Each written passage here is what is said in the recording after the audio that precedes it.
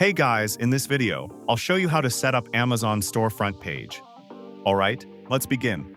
First of all, let's talk about what is the Amazon Influencer Program.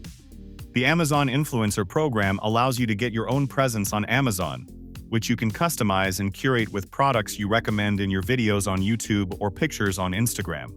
Amazon also gives you a special vanity URL, which allows you to promote your Amazon presence verbally to your followers as well. And when your customers visit your page on Amazon, you get compensated for purchases in a similar fashion as you would with the Amazon Associates Program. In order to get approved for the Amazon Influencer Program, you will need to sign up via the Amazon Influencer page. Simply, click on the Sign Up button, and then log in using your Amazon account. If you don't have an account, then you can also create one. After that, you will be prompted to select the social media platform. I will select Instagram from this page and click on Sign Up. Now, I will be prompted to sign into my Instagram account. Make sure to sign in and then convert your account into a professional one.